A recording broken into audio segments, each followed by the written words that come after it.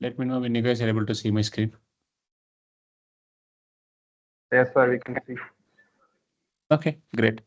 So we saw Apex can be in two forms, right? It can be Apex class. It can be in Apex triggers. Okay. So triggers are a code which would be executed whenever we insert a record or update, delete, merge, upsert, and delete. Whenever we do any of this DML activity, we can invoke a trigger. Okay. I'll share the syntax of the trigger. A trigger is an Apex code that executes after the following type of operations. When we say operation, it's basically data. Okay, whenever we insert a data to the database. Yesterday we tried, right? Database.insert contact. Okay. So if we define a trigger on the contact object, that uh, trigger can be executed. Okay. So trigger is nothing but an Apex code, which can be executed in this scenario, in this operations. Okay. And there are two types of trigger. Okay. Before trigger, after trigger. Okay. So before triggers are executed before the record gets saved into the database. Okay. After triggers are executed after saving the record to the database. Okay. So there are two types, and there are this many operations where a trigger can be set. Okay. And when we talk about data, I can set up trigger only on the object.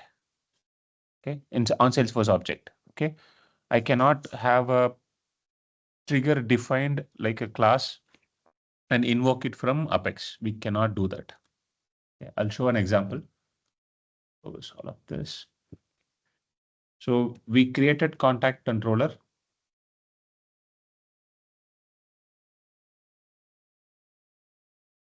Okay, I have not pulled the class.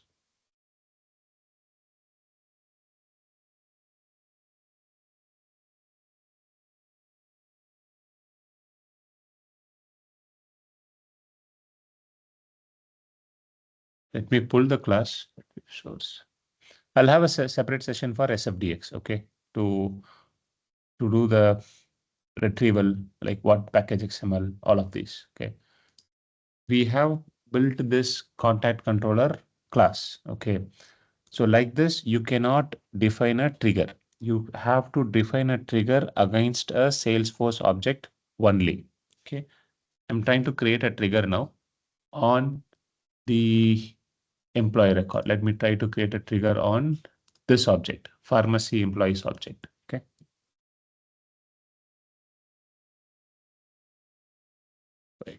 Create Apex trigger. I'm using this command. Okay, decide file name, employee trigger. Okay. So I would say the best practice is to create two triggers per object. Okay. Don't create one trigger per object. I would suggest create two triggers, one before trigger, one after trigger per object. So I'm creating one before trigger. Okay. Yeah. Let me create an after trigger so that after creating a record, we can just send a welcome email. So I'm doing one after trigger. Okay, I'm just choosing the path and I have to define on what object I need this trigger to run. So employee after trigger on what object, whether it is before or after. I want it after insert. Okay. Send welcome email. So the use case, what we are trying to do is we want to send a welcome email, okay, to every new employee in the system. That's all. And we don't want this to be invoked separately. We want this to be invoked automatically. So that's why we are setting a trigger on the object. We set the operation on what operation this has to happen. So after insert, you send or you can execute an Apex code. which will send an email to the employee. Is this clear what we are trying to do? So there are only two types: before, after. I implemented after trigger now. Okay. So after trigger are used or are executed after the record is inserted. Meanwhile, I'll create a before trigger just to show when it get executed. Yes, sorry to cut you. Can you make little bit zoom this VS Code? Okay, you want me to increase the VS Code? Yeah, Uh, just okay. some 5% is enough. Yeah, sure. I'll do that. View, appearance, zoom in. Is this okay? Want me to increase it more? Yeah, fine. Okay. Okay. I'm again defining on what object, on what operation. Check for business logic to be implemented before creating a record. Okay. So I'm just creating two triggers. One is before trigger on the pharmacy employee object. Another one is after trigger on the pharmacy employee object. People who are from the database background can understand trigger concept, because the trigger is invoked on the database. Some functions are invoked on the database before a record is stored, or after a record is stored in the database table. Okay. So triggers are auto executed. You don't have to manually execute it. Okay. So let me put one comment here so that we know how it is getting invoked, where it is getting invoked. By trigger new. So all the trigger records are accessible on the trigger.new variable. Okay. So trigger.new is a list of records. Okay, it's a list of the record that is getting inserted into the Salesforce object. So I'm just putting trigger.new. Okay, I'll just put system.debug inside employee before trigger for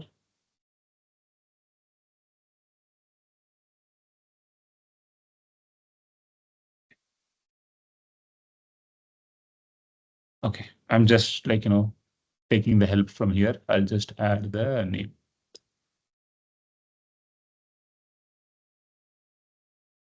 For employee name. Okay. Similarly, I will do a print statement on after trigger.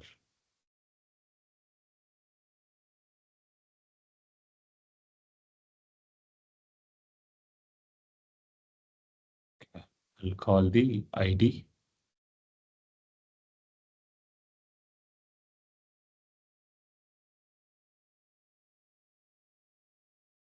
Okay, I defined one before trigger, it's a simple statement, and one after trigger. Okay, and when I try to insert a record, let me try inserting a record.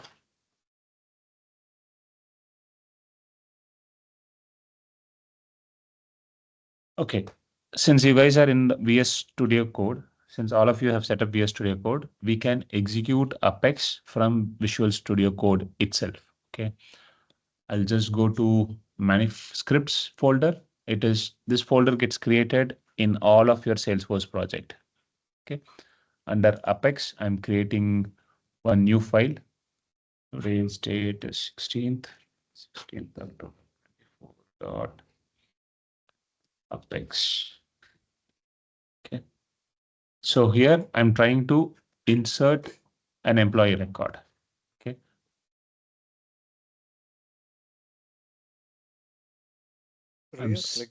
This Yes. usually they did yesterday, right? With the Apex class, we can't do that.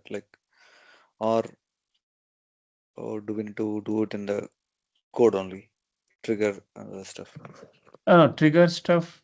I'm not sure I understand the question correctly. So the trigger, this gets invoked without like an exclusive call.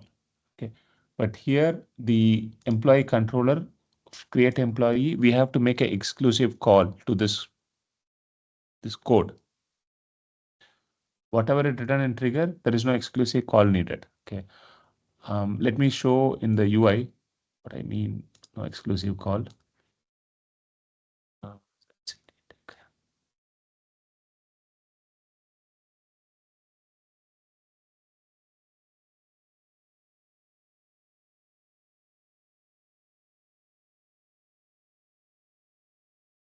So let's go to hospital management. I'll go to a account. I'll try to add an employee record. Pharmacy employee new. So before doing this, let me open the developer console. Logs.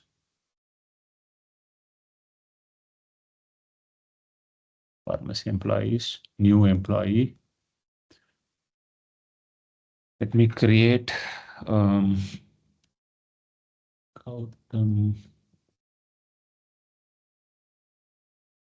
Kabir. Okay, 908701237. Address address.com. Okay, I'm trying to create a record here in the UI. Okay, and save it. A record is created PE04, and there is a log created in the backend. Okay, just okay. Record. Okay, my mistake. I have not deployed this code into the server. Let me deploy it.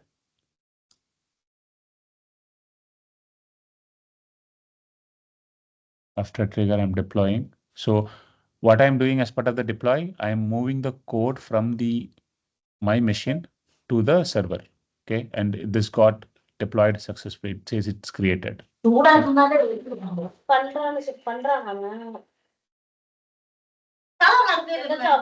me create another employee. Okay, let me go with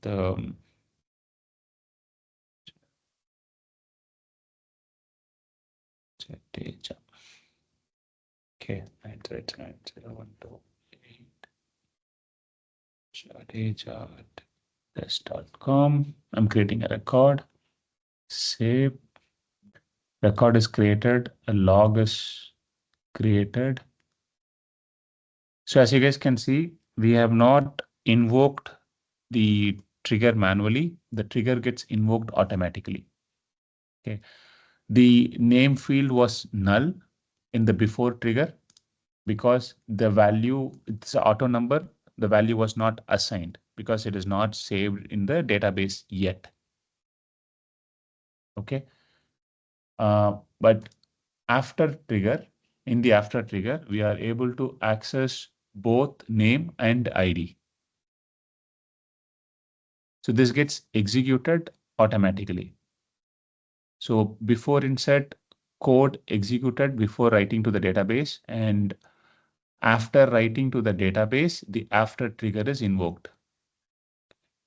So I'll just show it here in the debug logs. I choose the first one. If you can notice, this is the statement. And after this, some database operations are happening. And this is the after trigger. After this, some database operations are happening. Okay, so system invokes Apex code, okay, automatically by default, but only when we put the trigger on a particular object and on particular operation. It won't get executed for every record. You can control on what basis the trigger has to be executed and or not. Does this before trigger, after trigger make sense? We are not put any logic. I'm just trying to explain the trigger concept. Durai, did that answer your question? Like, how this gets invoked? Yes, yes. Yeah. I'm sorry if I didn't answer, please, feel free to ask the question. Oh, yes, this answered.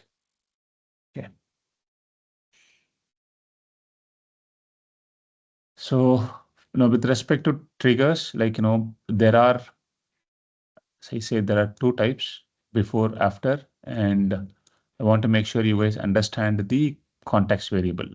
This will help us understand these variables are already are set by the system. Okay. And new is a list where we have the data. New map is a map, same records, but it has the ID as a key and the record as the value. Okay. And the size gives us the number of records in the request. And these triggers are not only invoked from the UI. Okay. This can be invoked from the API. Okay. If via API, if I create a record in this particular object, the trigger will get invoked. Okay. So I can use data loader to insert records at that time. Also, the triggers get invoked. So triggers are automatic Apex code. Triggers are nothing but an Apex code block which get executed on certain operations. Does this make sense? This trigger variables. I'll just show some of them. Okay. In the before trigger, I can say.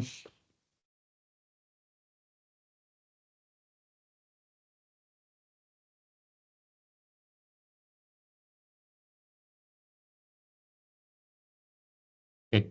So this dot size is part of array method.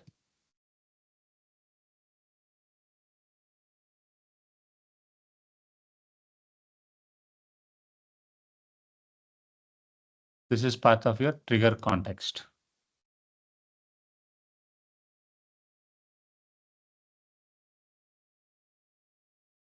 Okay. And I'll say whether is it before or after insert.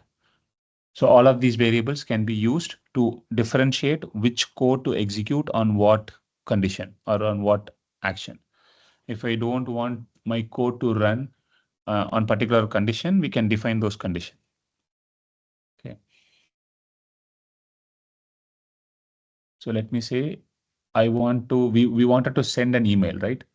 Let's say if the record has the email value, then only we can send an email. So how we can put a condition if employee dot email address not equal to null, send welcome email.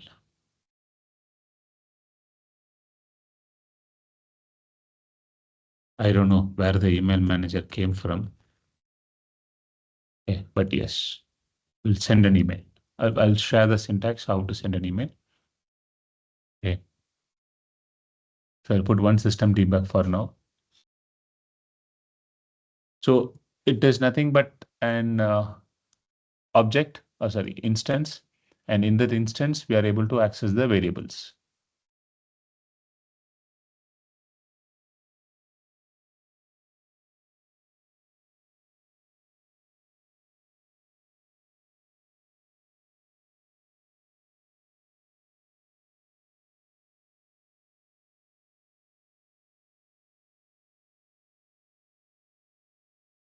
To send email for this guy.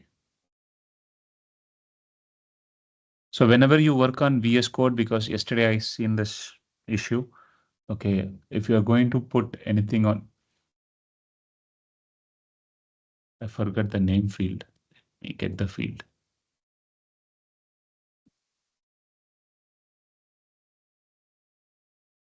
Fields. What is the name that we have? This is account. Check manager. Pharmacy employee fields. employee name.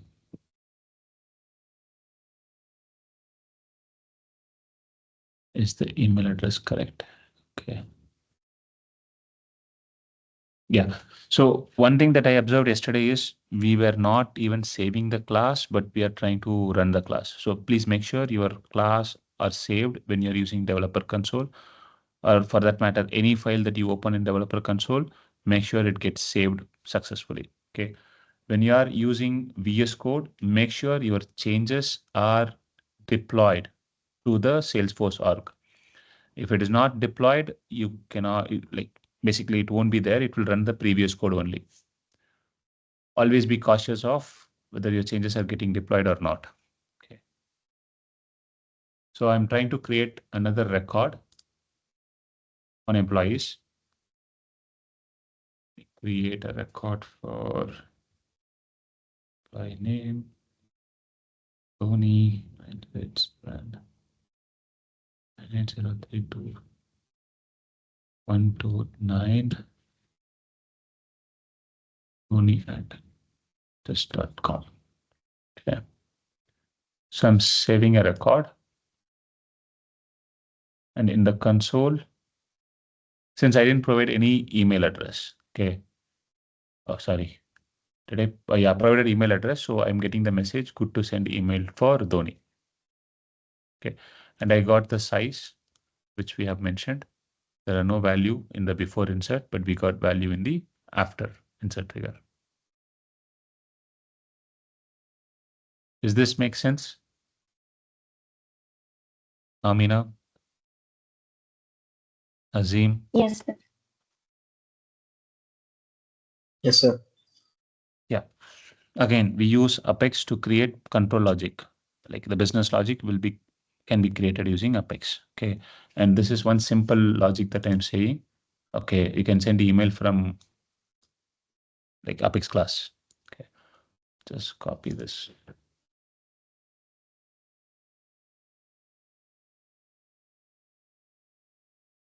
Yeah. Okay. So there is an email. Okay. This is what we need. I'll just copy paste this method and reuse it. Okay.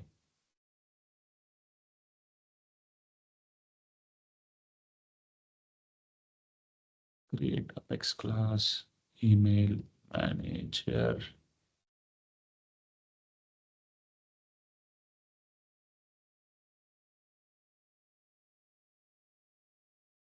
It has the send email capability. Address, subject, body is what has been like, set up in this.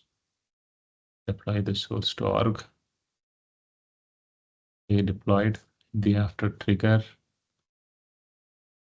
Email manager dot send email subject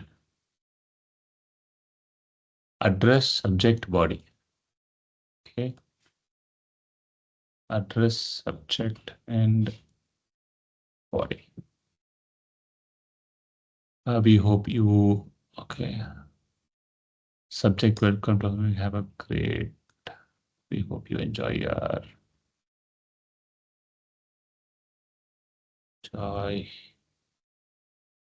work. Okay.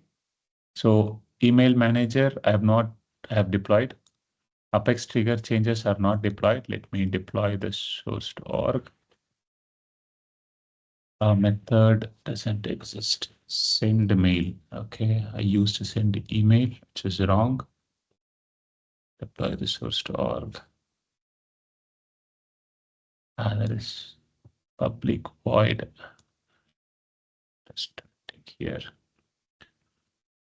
How many of you guys know, like, what static does?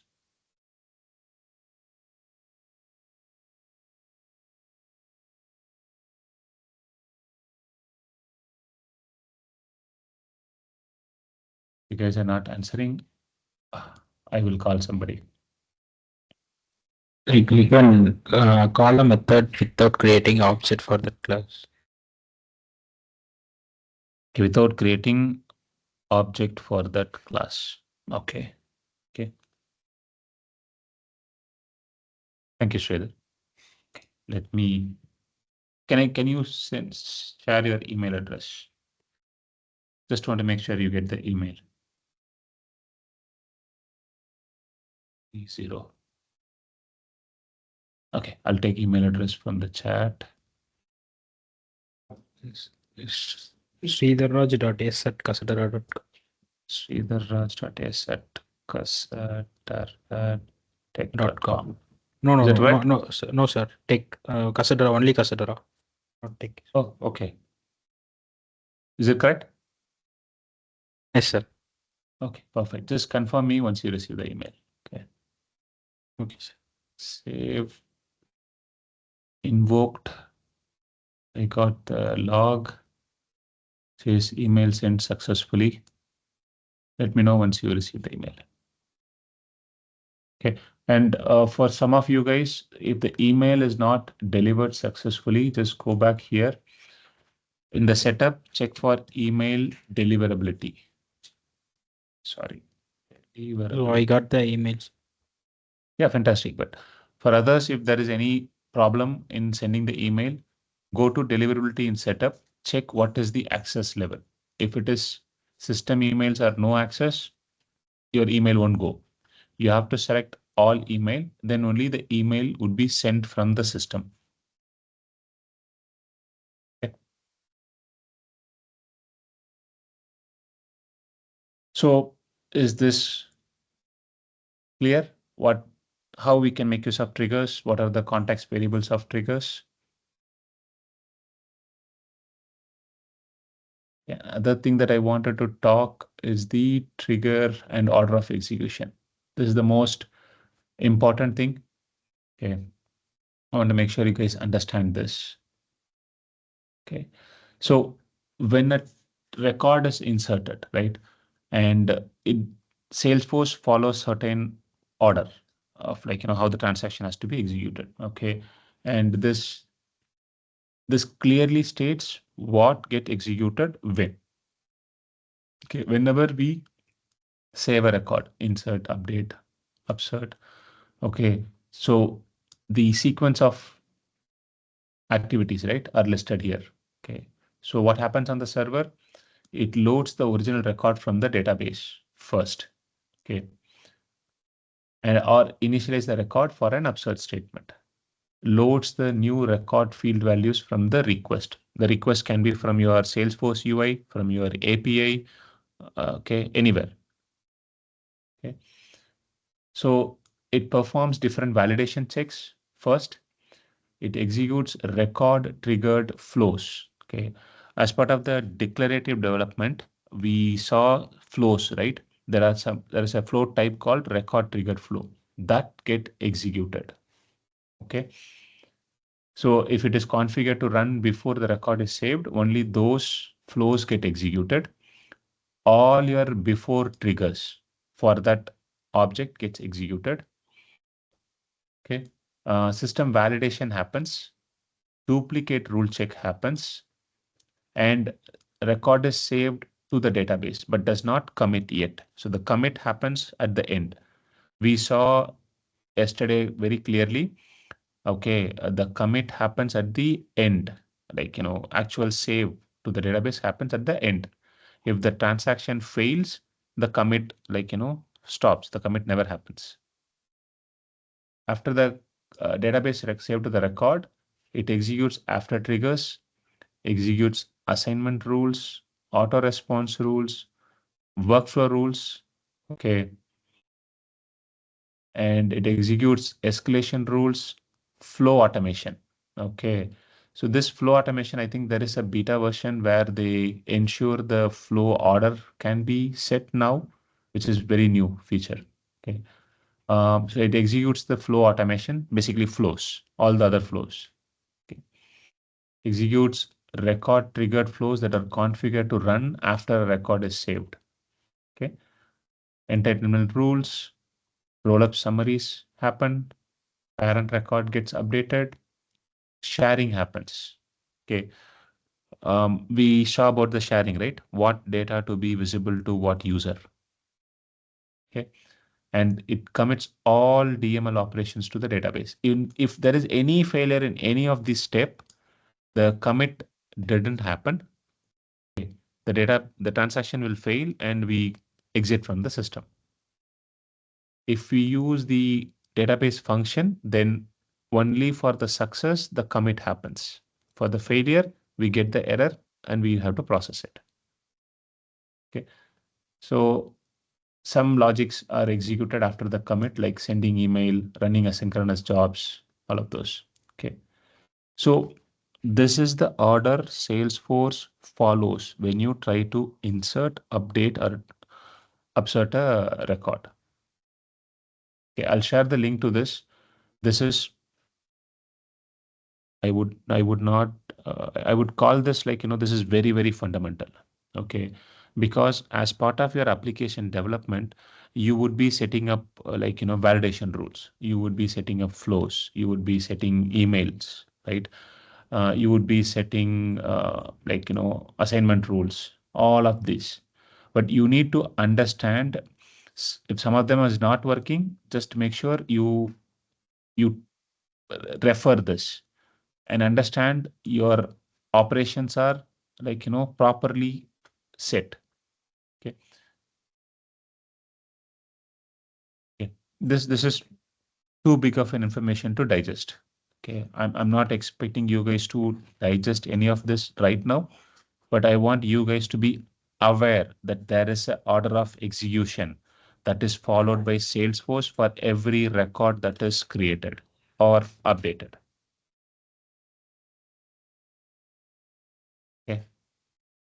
And so Salesforce keeps these for recursive save. I don't know what is recursive save, but recursive save, if there are bulk records getting inserted, that's called recursive save. So it skips step 9 to 17.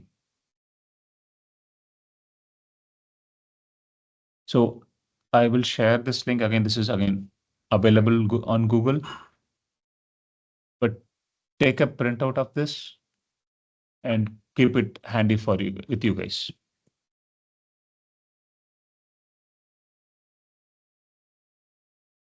Does it make sense? The order of execution?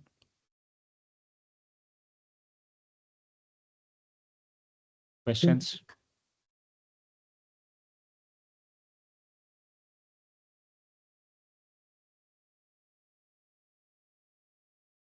See, the most of the freshers, right? They make mistakes on this. They don't know when to use triggers, and they don't know when to use your validation rules or flows. Okay, and even they define any of those, sometimes it won't work because of some condition or somewhere the value was set differently. Okay, if you understand the order of execution, it helps you solve the problem quickly. Okay. 1 second, I'm getting a call.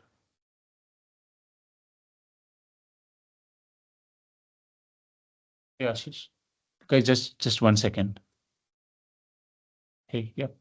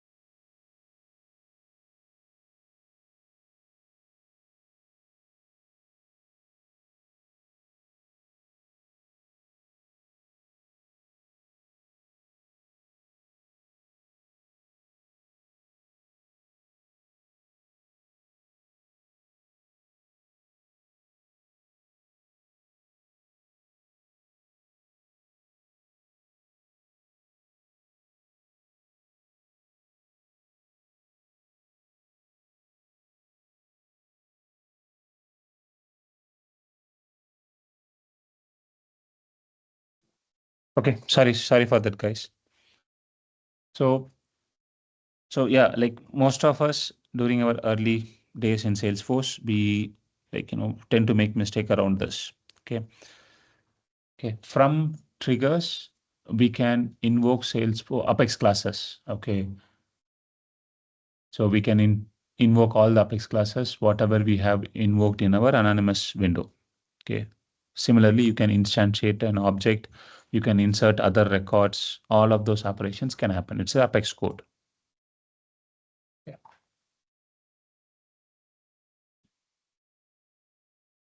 Okay.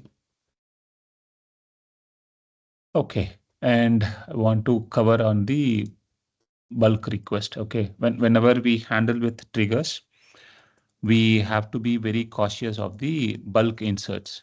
Okay. Bulk in the insert in the sense like, creating multiple records on one request. Those are called like, bulk record processing. Okay. So every trigger is capable of processing multiple records because the system allows to insert multiple records. Let me insert multiple records now. Okay, I'll show you how system processes it and how we need to handle the bulk records processing. Okay. I will try to insert using Salesforce import. I'll open Excel file.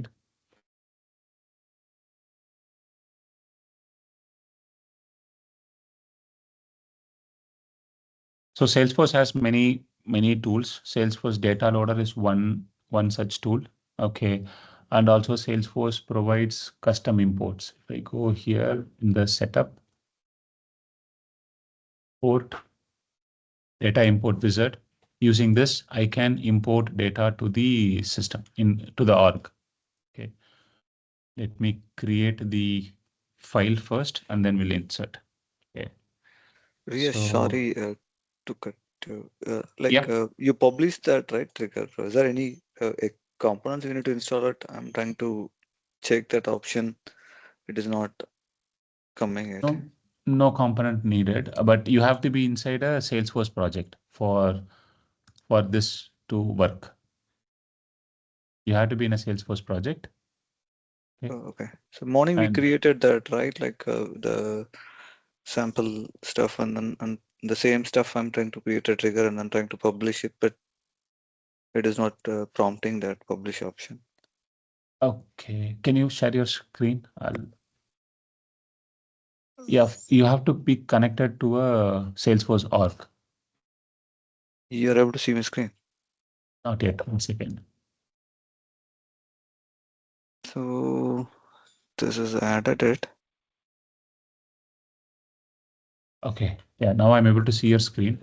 Yeah. So if you see, there is a no default org set at the bottom blue bar, left side, no default org set, right?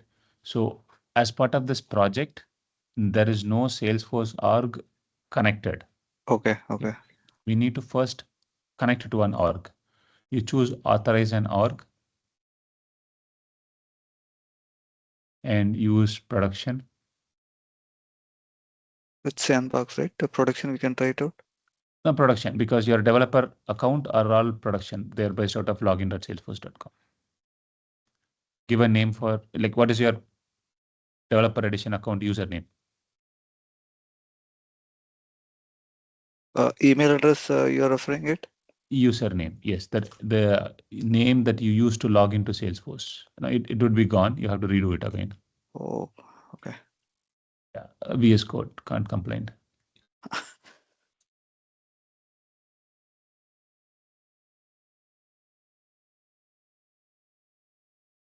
This is the username that you use, right? Okay. Yes.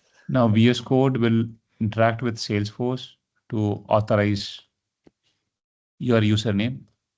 Mhm. Okay. It will open the default browser now.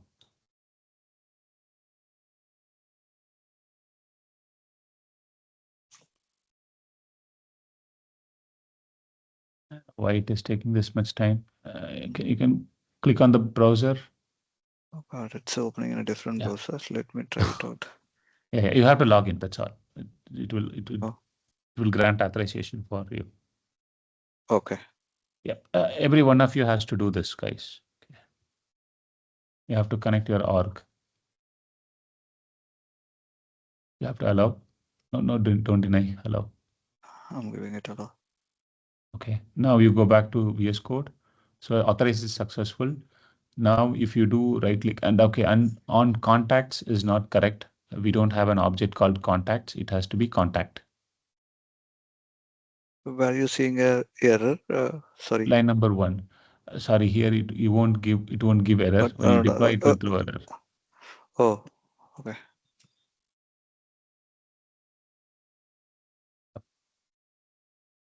Yeah, right click. So I can do this source to R, correct? Unable to unsupported Java version.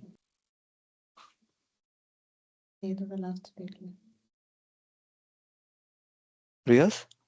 So sorry, Dre. No, I'm getting it unsupported Java version. No, this is Some- different error. But if you go to the output next to problems, there is an output tab. Yeah, so you are able to, you're successfully authorized. And when you deploy, sorry, you have to save contacts insertion after trigger, do right click, deploy. What was the error that we got? Deploy. Project or this is source No, alone? this source alone. It's running deployment file. Can you scroll down in that output? Yeah. So there is a double quotes you have used. Can you use single quotes? Okay, got it.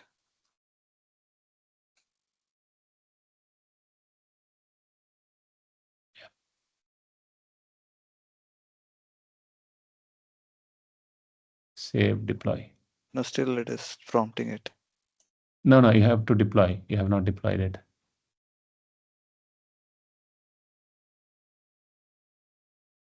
Okay, what is error you are getting? Can you scroll down? Extra semicolon. Why there is a semicolon? And line number 5. Line number 5. Okay, got Yeah. it, got it. Oh, Yeah, it is deployed now. all right.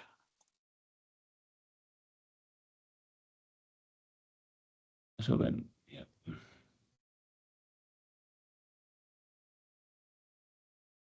Okay. Okay.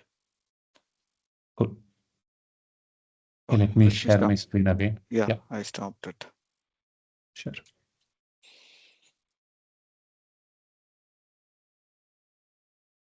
Okay. So yeah, I'll just give one example where we can insert multiple records. Okay. Mobile underscore C. There was one more field we need for.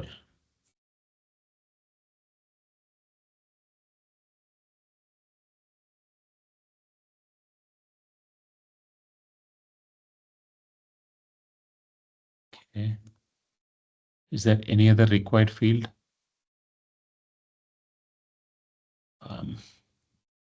Yeah, pharmacy. Pharmacy. Okay. So employee name, I'll just create 3 records. Okay, do Rohit Sharma. Okay, Abhishek Sharma. And I'm not able to recollect any of the cricketers' name. I'll do a couple there. Mobile 9009131.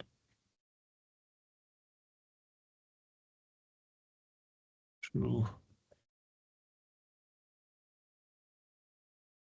And for you guys, you can find the ID in the URL most of the time. Okay, whenever you are in a record, you can find the ID.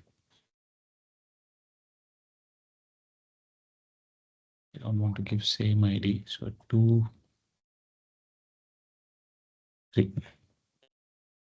So this is a sample file.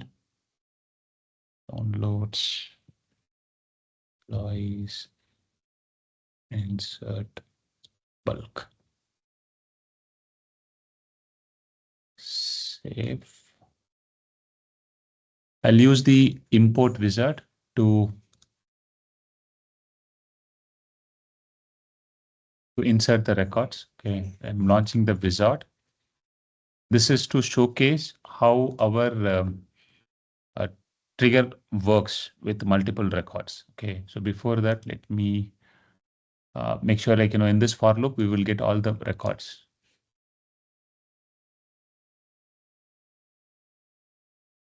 Okay. Choose what is the object, add new records.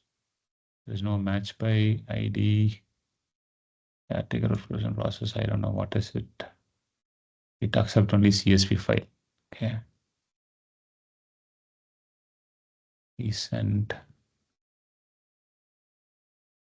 file, save as. I'm just saving this as a CSV file.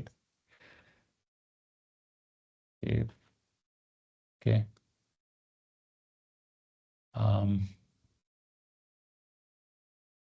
Pharmacy employees, add new records, CSV, choose file, employee insert bulk. Next. Map, employee name, mobile number, his certificate, pharmacy. Okay, next. So there are 4 mapped fields and 3 records would be inserted. I'm starting the import. Okay. So the data would get inserted, batch records. It says records processed to 3. We go here. I have a log created in the backend. So as you can see, there are 3 records inserted. Okay, since I didn't give the email address, so this after trigger, this condition was not set, so no email would be sent.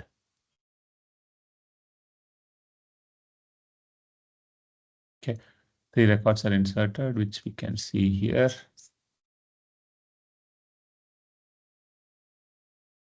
I didn't create a tab.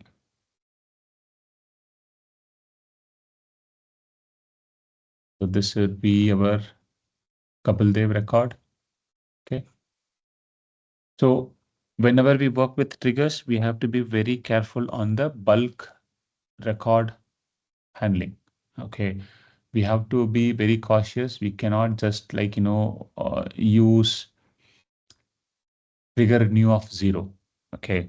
Because trigger new of 0 will process only the first record in the list.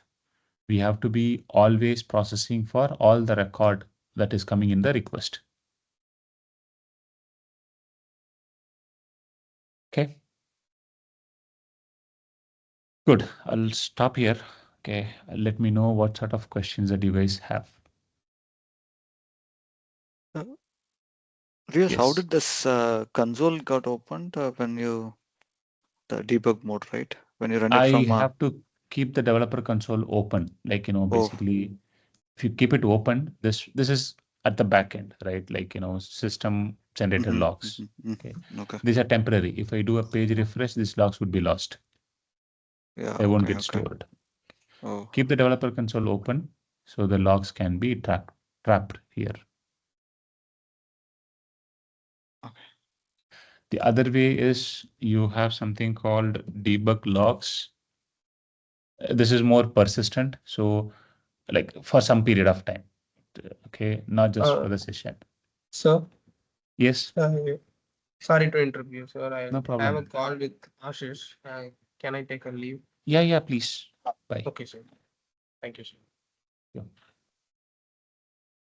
Okay, let me stop recording first.